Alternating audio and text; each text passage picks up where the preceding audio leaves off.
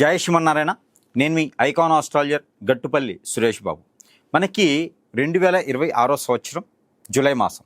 ఈ జూలై మాసంలో అంటే జూన్ జూలై మాసాల్లో మారినటువంటి గ్రహాల యొక్క స్థితిగతులను మనం పరిశీలించినట్టయితే కనుక మనకి జూన్ మాసంలో మారినటువంటి గ్రహాలు గురువు అయితే, గురువుతో పాటు శుక్రుడు కూడా.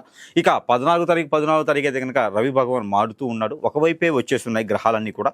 ఇక మనం చూసినట్టయితే కనుక జూలై మాసంలో రాహుకేతులు మారడం, అలానే ఈ యొక్క రాహుకేతులతో పాటు శుక్రుడు కూడా కేతుతో పాటు సింహరాశిలో ఉండటం, అలానే మిథున రాశిలో ఉన్నటువంటి గురువు కూడా మారి ఉన్నాడు. కాబట్టి ఇలానే రాశి ప్రకారంగా కాకుండా నక్షత్ర ప్రకారంగా శని భగవాన్ మారటం, అలానే ఈ యొక్క మకర రాశిలోకి సంచరించడం రాహువు, ఇవన్నీ కూడా గ్రహాల యొక్క స్థితిగతులు మనం గ్రహించుకోవాలి. అలానే కుజుడు మేషరాశిలో ఉన్నటువంటి కుజుడు వృషభ రాశిలోకి రావటం, ఇలాంటి గ్రహస్థితి కూడా మనం గ్రహించుకున్నట్టే కదా.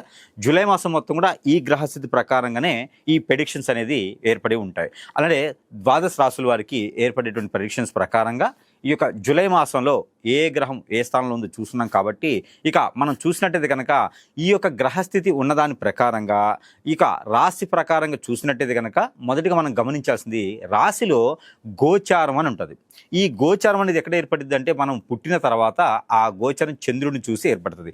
ఆ చంద్రుడి దగ్గర ఉండేటువంటి గ్రహాల రుచిల, ఆ గ్రహాల యొక్క స్థితిగతులు, అలానే ఏ రాశిలో పుట్టినప్పటికీ ఏ నక్షత్రంలో పుట్టినటువంటి అధిపతి అయినా ఏ పాదంలో పుట్టారు, వారికి ఉండే దోషాలు ఏంటి, ఇవి 31 రోజు లోపున తీసుకున్నారా లేదా, లేకపోతే కనుక అవి బాలారిష్ట రోగాల 16 సంవత్సరాలకు వచ్చినాయా, లేదా ఇంకేదన్నా ఎక్కువ బాధిస్తూ ఆ యొక్క శని భగవాన్ అశుభ దృష్టి కావచ్చు, రాహుకేతులు కావచ్చు, కళ్ళత దోషం కావచ్చు, పిత్తదోషాలు కావచ్చు, ఇంకెన్నో రకాల దోషాలు వచ్చేటువంటివి ఉంటాయి అన్నమాట. దాని ద్వారా కొన్ని పనులు అనేది ఆగిపోతూ ఉంటాయి. అందులోనూ ఈ 2020 సంవత్సరం జూలై మాసంలో గ్రహాలన్నీ కూడా పెద్ద గ్రహాలన్నీ కూడా మారినాయి. కాబట్టి ఈ యొక్క స్థితిగతుల ప్రకారంగా ఎలా ఉండబోతున్నాయి, అసలు ఏ రాశి వారు ఎలాంటి పనులు చేసుకోవాలి, ఎలాంటి గ్రహస్థితి ఉండడం ద్వారా వారికి ఇంకేదైనా జరిగిందా, అసలు ఏదైనా పరిశీలన తీసుకొని ఒకవేళ జరగాల్సిన పని జరగకుండా ఉన్నప్పుడు, విఘ్నాలు అడ్డం పడేటప్పుడు ఎలాంటి పరిహారాలు చేసుకోవాలి, ఒకసారి మనం ఇవన్నీ కూడా పరిశీలన చేసుకున్నట్టయితే కనుక అందులో మొదటిగా అయితే కనుక ద్వాదశ రాశిలో ఒకటి సింహరాశి. ఈ సింహరాశి వారికి ఈ యొక్క జూలై మాసం 2026 సంవత్సరం ఎలా ఉంటుందంటే కనుక ఖచ్చితంగా గ్రహాల యొక్క స్థితిగతులు అన్నీ కూడా వీళ్ళని గమనించినట్టయితే కనుక ఈ సింహరాశిలో కేతుతో పాటు శుక్రుడు రావడం, 12వ స్థానంలో గురువు రావడం, గురువుతో పాటు బుధుడు రావడం, ఇవన్నీ కూడా మనం గ్రహిస్తూ ఉన్నాం, ఆలోచిస్తూ ఉన్నాం.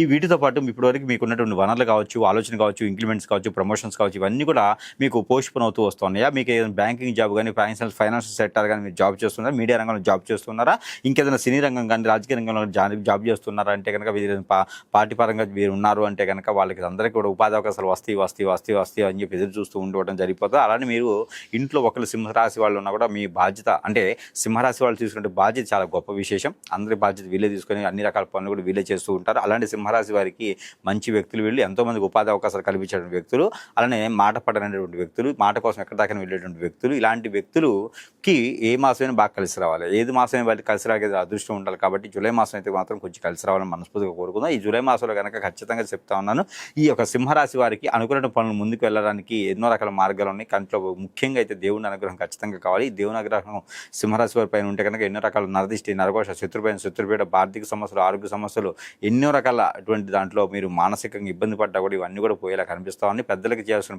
కార్యక్రమం అయితే పెద్దగా చేయాలి. అలానే చేసినట్టయితే మీకు అన్ని రకాల సానుకూలు పడుతుంది. ఏ రంగంలో ఉన్నటువంటి వారు ఎందుకంటే సరే కార్లు అమ్మటంలో కానీ, కార్లు కొనడంలో కానీ, సెకండ్ హ్యాండ్ కార్లు కానీ, మోటార్ ఫీల్డ్ కానీ, దాంతోపాటు ఈ యొక్క రాజకీయ రంగంలో కానీ, సినీ రంగంలో కానీ ఎన్నో రంగాల్లో ఉన్నటువంటిది సింహరాశి వారందరికీ కూడా మంచి వనవడిక ఈ ఒక మాసంలో బాగుంటుందని చెప్పొచ్చు. ఈ జూలై మాసంలో సింహరాశి వారికి అద్భుతంగా ఉంది అని చెప్పొచ్చు. అలానే ఏ రంగంలో ముందుకెళ్ళినా కూడా బాగుంటుందని చెప్పొచ్చు. కానీ మీ పర్సనల్ విషయాలు ఎవరికి షేర్ చేయకండి, లవ్ మ్యారేజ్ చేసుకోకండి.